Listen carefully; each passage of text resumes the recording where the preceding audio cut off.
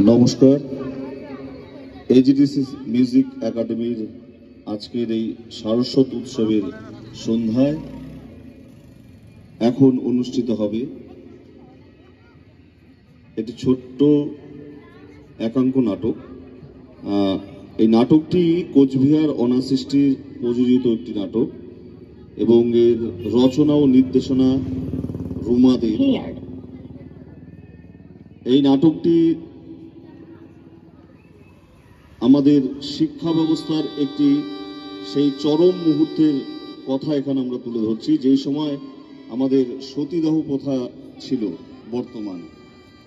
সেই সময় এখন বর্তমানে আমরা যে বলি ইকুয়ালিটি, জেন্ডার ইকুয়ালিটি বলি আমরা, যে ছেলে মেয়ের অধিকার সমান, কিন্তু আমরা যদি পিছিয়ে যাই, এটা সেই সময়ের একটি ঘটনা যেই সময়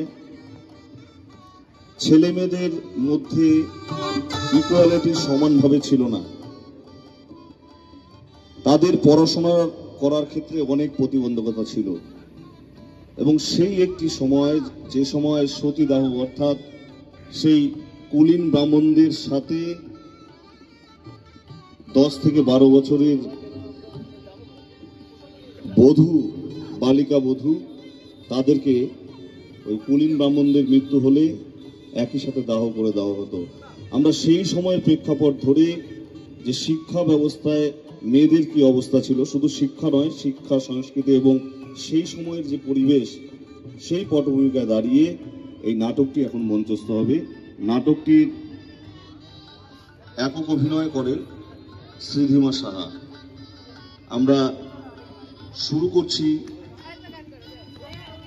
করছি এজিটিসি মিউজিক একাডেমির সারস্বত উৎসবে কোচবিহার অনাসৃষ্টির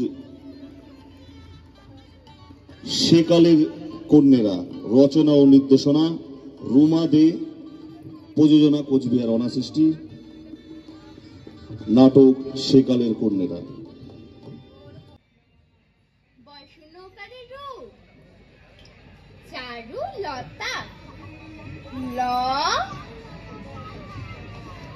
দয়াকারে তা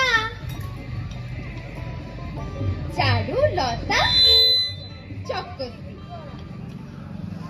ছ খ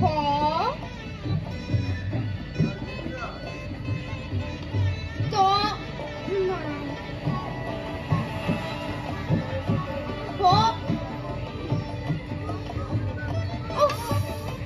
কি কঠিন। বাবা মশাইকে কত করে বলি যে আমিও লেখাপড়া শিখবো, কিন্তু বাবা মশাই তো রাজি হননি। বাবা মশাই কোন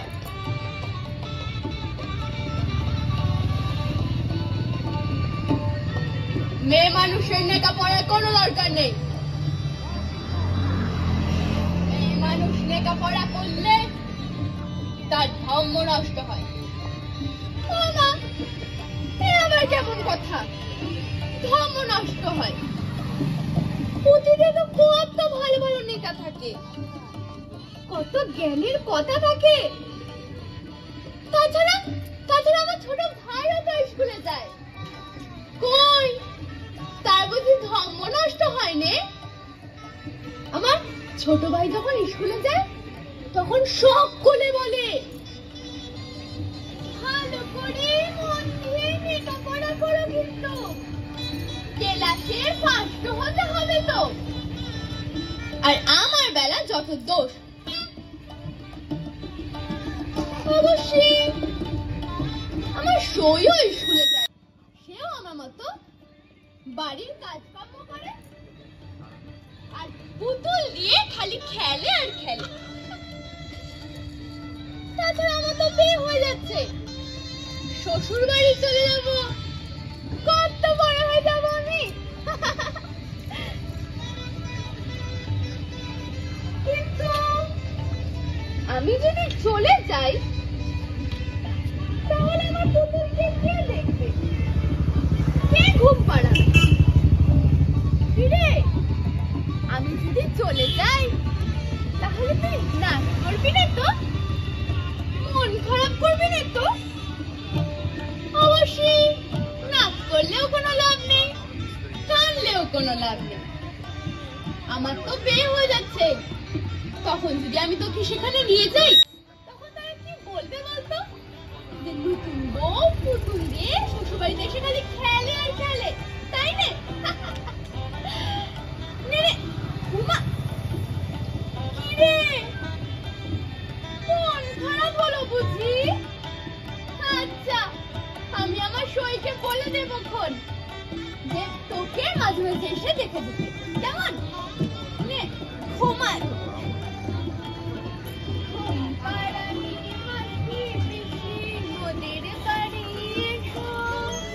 La la la la la la la la la la la la la la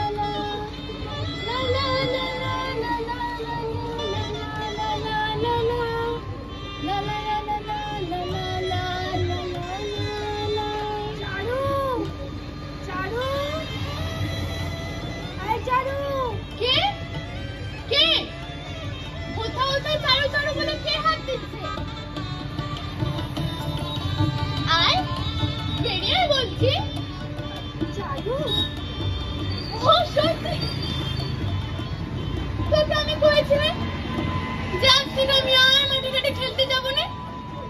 জানিস তো সই, মা কয়েছে আজ আমার বিয়ে ওই ওই কুলিন পাত্তার তার সাথে। জানিস তো সই, মা বাবা হাতে পায়ে ধরে রাজি করিয়েছে। দেখছিস না আমি কেমন গয়নাকাটি পরে রাঙা বউ সেরেছি? ওই শোন, সানাই বাজছে। আর শোন শোন, তুই না মাঝে মাঝে আমার পুতুলটাকে দেখে যাস, কারণ আমার তো বিয়ে হয়ে যাচ্ছে, তখন আমার ওই পুতুলটাকে কে দেখবে বল?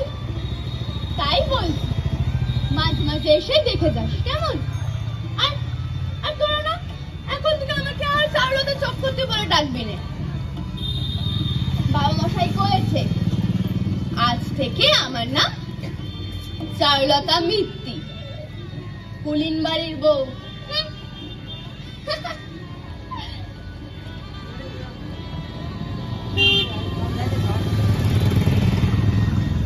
চারু, ও চারু,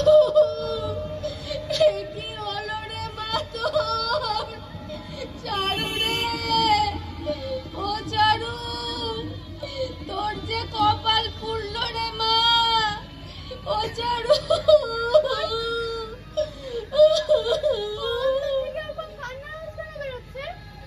চারু বিয়ে বাড়িতে কেউ খাবে নাকি? ও চারু, চারু রে, দাঁড়া আমি যাবো আসবো।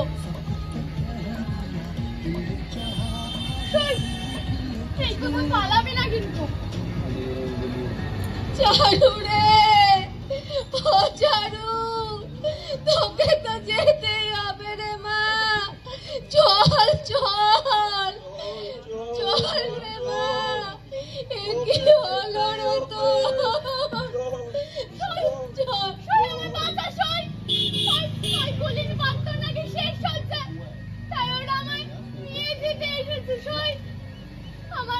আমি লগ্ন ভ্রষ্ট হলে আমার আর কোনোদিনও বিয়ে হবে না সই। তাই তাই ওরা আমায় ধরে নিয়ে গিয়ে ফুল মালা পরিয়ে সত্যি বানাবে, দেবী বানাবে। দরজা খোল গো, আমি সত্যি হতে চাই না সই। খোল, আমি দেবী হতে চাই না। খোল দরজা, বাঁচা সই, আমি যাবো না সই। বাঁচা দরজা খোল। আমি যাবো না, বাঁচা, বাঁচা, আমি যাবো না।